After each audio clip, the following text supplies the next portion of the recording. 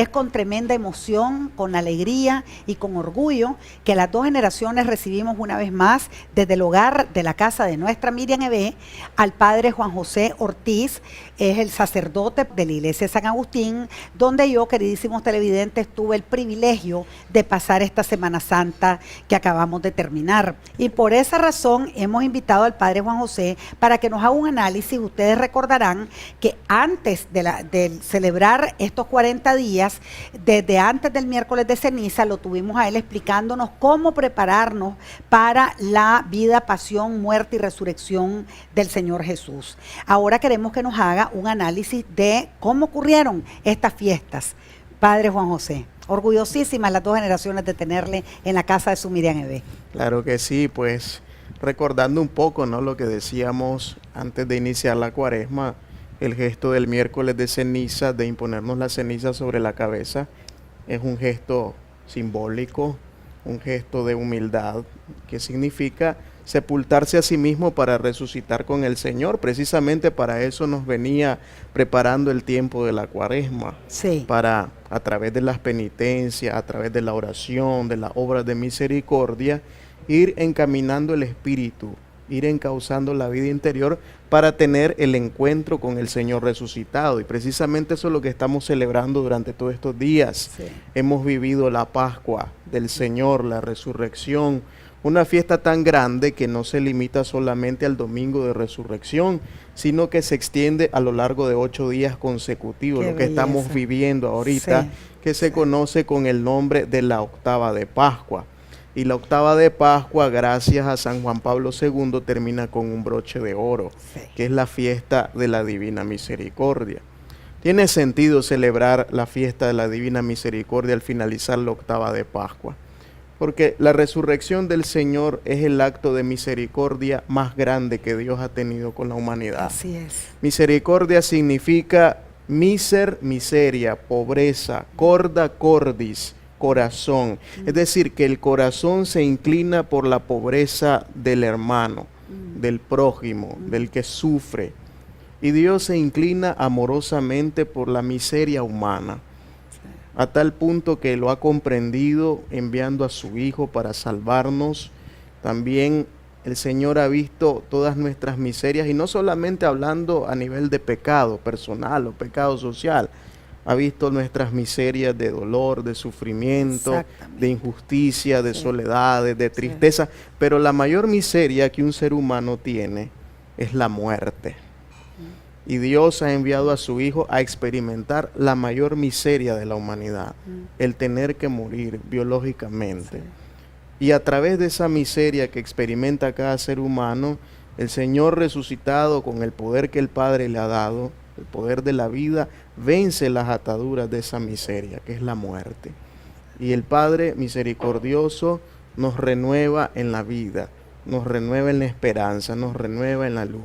La fiesta de la Pascua es una oportunidad preciosa para renovar nuestra experiencia de fe y de amor en el Señor resucitado. Así es. Usted decía en sus homilías, bellísimas por cierto, que todas estas lecturas de las Santas Escrituras nos han preparado para perdonarnos a nosotros mismos, y que si no hubiera habido la pasión de Cristo y si no hubiera existido la resurrección del Señor, no tendría sentido nuestra fe. Así es, ya el apóstol San Pablo en la primera carta a los Corintios dice que si Cristo no ha resucitado, vana es nuestra fe, vana es nuestra predicación, vana es nuestra esperanza. Y yo me atrevería a agregar, vano todo lo que haríamos. La resurrección es el axioma fundamental en donde se sostiene todo el andamiaje de la fe de un creyente, de un cristiano. Si el Señor no ha resucitado, de nada valdría ninguna de las prácticas que nosotros realizamos. De hecho, el misterio de la resurrección es algo fuera de lo común. Tenemos que comprender este misterio, un misterio de fe. Porque además usted explicaba que no se trata de volver a vivir. La resurrección no es la reanimación de un cadáver que vuelve a esta vida biológica. Benedicto XVI, en su libro Jesús de Nazaret, Benedicto XVI, el cardenal Joseph Ratzinger, un gran teólogo, explica maravillosamente en qué consiste, qué sucede en la resurrección. No se trata de un cadáver redivivo, dice Benedicto, redivivo, es decir, reanimado para esta vida biológica. De Y el acuerdo. Papa explicaba en su libro que no tendría sentido Sí. volver a esta vida. Entonces, ¿qué sucedió entonces con Lázaro? ¿Qué sucedió con el hijo de la viuda de Naín? ¿Qué sucedió con ellos? Bueno, obviamente estos son signos que daban una anticipación de lo que sería la resurrección. Por supuesto que ellos volvieron a morir, Claro. porque fueron redivivos a esta vida biológica como un signo, como un anticipo. Pero la resurrección de Jesús es algo totalmente distinto. Y La por vida, eso- la vida que vive Jesús es una vida diferente. Ya Jesús ya no está condicionado ni por el espacio, ni por el tiempo, ni por la ley del devenir, es decir, los cambios, las transformaciones. Ahora Jesús vive, y Benedicto XVI explica, en una nueva dimensión de la realidad, Qué belleza. una nueva dinámica de existencia, una nueva forma de ser hombre, de ser mujer, más allá de este mundo. Por supuesto que, aunque él ya no está sujeto a las leyes de la espacio-temporalidad, eso no quiere decir que él no entre en relación con nosotros. Que es lo que ocurre cuando las mujeres lo ven. Las mujeres, los apóstoles. los De hecho, discípulos. todos estos días de la octava de Pascua, los evangelios son preciosos porque Sí. son las narraciones de la Sí. experiencia de manifestación del Señor resucitado. Primero a las mujeres, luego a los apóstoles, en donde es fundamental la fe, porque el misterio de la resurrección es algo que no se puede percibir a nivel sensorial. O sea, nosotros no conocemos el color de los ojos de Jesús, su pelo, su aroma, su estatura. No podemos tocarlo ni verlo, al menos materialmente hablando. Es un sentirlo desde una nueva forma, la fe. Qué belleza. La fe es un sentido nuevo, Sí. más profundo. Nadie puede hacer experiencia del resucitado si no tiene fe. Y usted, Padre Juan José, nos felicitaba a las mujeres que estábamos en la iglesia el domingo de Pascua de Resurrección, precisamente porque fue a las mujeres Sí. a las que primero se Sí, les el manifestó. evangelio del domingo en la mañana es precioso Sí. porque nos presenta a María Magdalena Sí. como la que va al sepulcro. Esto en el evangelio de Juan. En los otros evangelios sinópticos, Mateo, Marcos y Lucas, aparece en compañía de las mujeres. Pero Juan tiene otro mensaje más profundo también y hermoso, ¿no? Sí. María Magdalena aparece como una testigo privilegiada Qué belleza. de encuentro con el Señor. Aquí el evangelio de Juan, que es muy teológico, es muy profundo, quiere dejar un significado, un mensaje muy hermoso. Aquí María Magdalena viene a ser un personaje que en lo que la literatura bíblica se conoce como un personaje, una figura corporativa, Ujú. decir, que representa a toda la humanidad. Sí. La humanidad y el Señor resucitado. Es que este texto está inspirado en el Cantar de los Cantares. Qué belleza. El Cantar de los Cantares, que nos narra un poema de amor entre el amado y la amada. Entonces el Evangelio de Juan se ha inspirado en este poema del Cantar de los Cantares y coloca a María Magdalena representando a la humanidad, que es la amada, con el Señor resucitado, que es el amado, el que siempre ha amado a la humanidad. Qué Y la maravilla. resurrección es entendida en el Evangelio de Juan como un nuevo comienzo, como una nueva creación, como una nueva historia de amor. En el Cantar de los Cantares, la amada va en busca de el amado que se le ha perdido, corre por el jardín buscándolo hasta que lo encuentre, y los dos se encuentran en un amor que dura hasta siempre. De hecho, el libro del Cantar de los Cantares afirma que el amor es tan fuerte como la muerte. Pero en el misterio de la resurrección nos damos cuenta que el amor es más fuerte que la muerte. Ha sido el amor del Padre el que ha resucitado a Jesucristo del poder y de las ataduras de la muerte, de la oscuridad, de la destrucción y del caos. Entonces, este relato de María Magdalena con el Señor resucitado es precioso, y la liturgia por eso lo pone el día domingo de resurrección. Ella es la que va al sepulcro. Después van los primeros apóstoles, Pedro, el discípulo amado, corren al sepulcro, encuentran los sudarios y las vendas puestas en sitio aparte, y después vendrá el encuentro con la Magdalena, ¿no? Y precisamente todo esto es lo que estamos meditando en estos días, estas manifestaciones y experiencias de Jesús vivo. De hecho, la finalidad que tiene la liturgia para presentarnos, para proponernos todos estos relatos de la resurrección es recordarnos que Jesucristo vive y vive para siempre. Amén. Está en otra dimensión de la realidad, pero también entra en contacto con sus apóstoles y entra en contacto con nosotros por medio de la fe. ¿Qué significado tiene el que Jesús se abaje, como dice usted, para lavarle los pies a los discípulos, y lo extraordinariamente humano de Papa Francisco, que lo hace con hombres, con mujeres, con gente de todas las razas, de todas las etnias? ¡Qué maravilla este Papa Francisco! Sí. Que el momento histórico perfecto para que aparezca un hombre de semejante humanidad. Sí, el gesto del lavatorio de los pies es algo que aparece en el Evangelio de Juan. Yo soy un gran enamorado del Evangelio de Juan, ¿no? Y pues es un gesto profético. Más que un gesto de humildad, Jesús que quería hacerse el humilde en ese momento y le lava los pies a los discípulos, es un gesto profético. Quien lavaba los pies era el esclavo. El esclavo le lavaba los pies a su señor cuando llegaba de trabajar. Sí. En el fondo este gesto es profético, ¿por qué? Porque anticipa lo que Jesús realizará en la cruz. A bajarse, rebajarse, anonadarse, Sí. hacerse el esclavo y el servidor de todos por amor.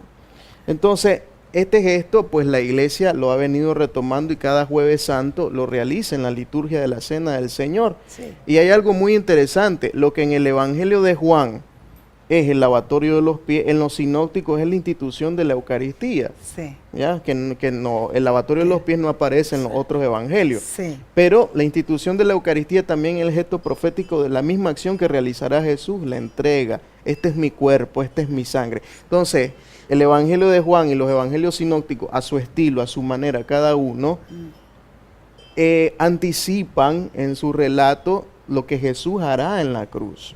Ahora, este año pues ha sido muy hermoso.